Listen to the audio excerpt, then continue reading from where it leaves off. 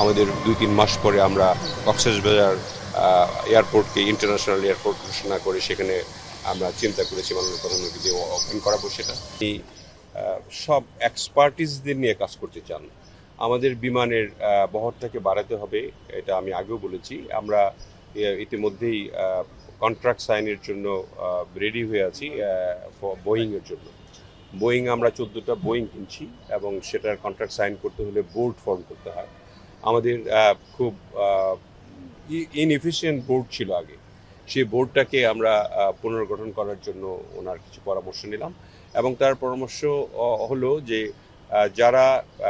যাদের এক্সপার্টিস আছে এই ব্যাপারে তাদেরকে নিয়ে যাতে বোর্ড গঠন করা হয় এবং যারা কম্পারেটিভলি অনেস্ট ব্যক্তিদেরকে কাজে লাগানোর জন্য যাতে জনস্বার্থে তারা শুধু দেশের জন্য কাজ করতে পারে, নিজের চিন্তা যাতে না থাকে, যেগুলি আগের সরকারের আমলে হতো।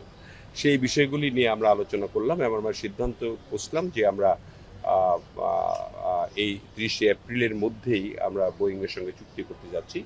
আমরা we are purchasing 14 aircraft from Boeing. At the same time আমাদের যে এই 5 বছর লাগবে তাদের এই বোয়িং ডেলিভারি করতে, এর মধ্যে আমরা বোয়িং এবং এয়ারবাসের সঙ্গে যোগাযোগ করে আমরা কিছু লিজে আমরা এয়ারক্রাফট আনবো খুব শিগগিরই।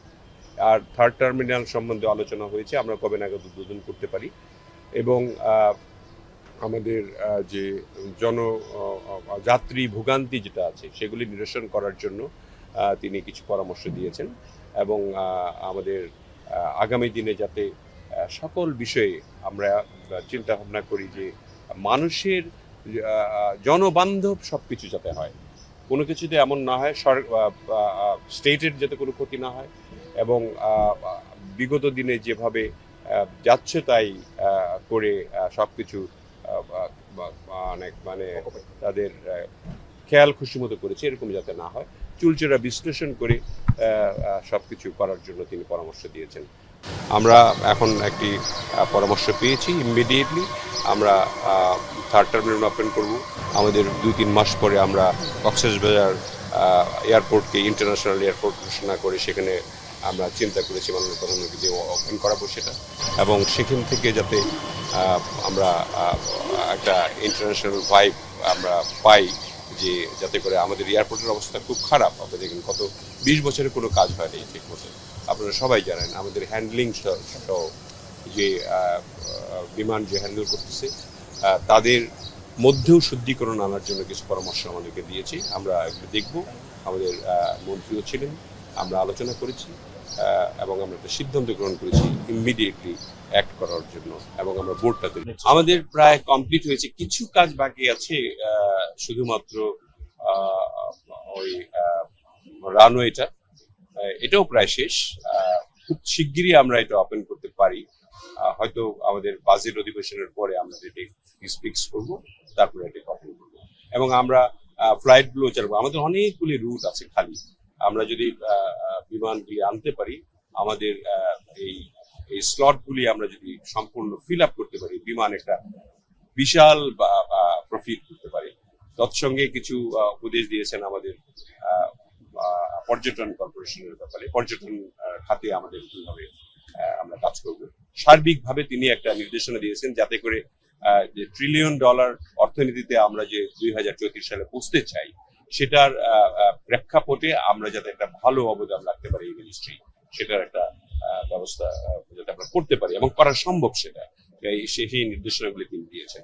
সরকারের পরিকল্পনা রয়েছে যে আপনার প্রত্যেকটি জায়গায়, যেমন ধরেন আমাদের বড় বড় কিছু কিছু প্রজেক্ট ছিল, শৈবাল, তারপরে আপনার longest beach in the world, মানে টানা 128 কিলোমিটার একটা বিচ, এই বিচটাকে যদি ইন্টারন্যাশনাল মানের করা যায় এবং মানুষ যাতে সারা পৃথিবী থেকে বুঝে যে সবচেয়ে লংগেস্ট বিচ কোথায়, এটা বাংলাদেশে অবস্থিত এবং সেখানে সেটাকে মানে বিদেশিদের জন্য